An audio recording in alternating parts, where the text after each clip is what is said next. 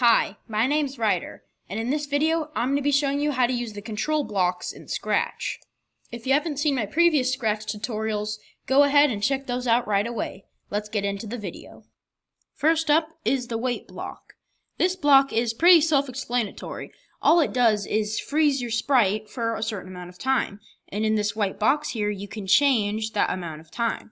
So you can say 5 seconds or 6 seconds, you know the deal. Here's an example of what the wait block can do. This code here will make the sprite move 10 steps, wait for 2 seconds, and then move another 10 steps. Let's try it. There we go. So you see, he moved 10 steps, he waited for 2 seconds, and then he moved another 10 steps. Next up is the repeat block. This block is a loop block. It basically makes your sprite repeat a certain action for a certain amount of time. So I've recreated my example that I used last time, but with the repeat block this time. So basically what this code is saying is that it's going to repeat this action here of move 10 steps, wait, and then move another 10 steps. It's going to repeat that 10 times. And of course you can change how long you want your sprite to repeat this action. You can make it repeat this action for 2 times, or 7 times, or 50 times, however many times you want this action to be repeated.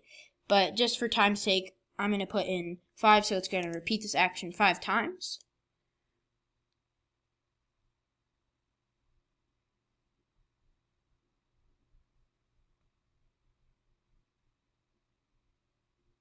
There we go, and it just repeated that action 5 times. Next is the forever block.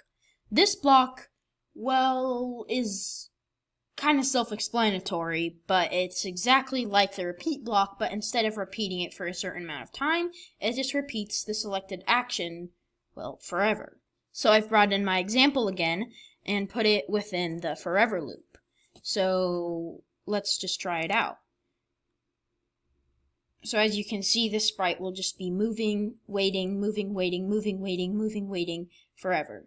So it just keeps going and going and going. And as you can see, it's more than 5, more than 6, more than 7 because it's infinite. It's just going forever. And eventually he will stop because there is a boundary just outside of the game screen. But if there wasn't that, then he would just be way off across the country in seconds. Finally is the stop block. This block just stops code within a sprite. So you can make it stop all code, or just the scripts that the block could be attached to, or other scripts in the sprite. It will stop every other script but this one that it is attached to. Alright, that's going to do it for the control blocks. This video was sort of short, but there are a lot of more complicated blocks in here, like the cloning blocks and the if-then blocks that I'll probably get to in future videos. So stay tuned for those. Thanks for watching, and I hope you learned something new today. Bye!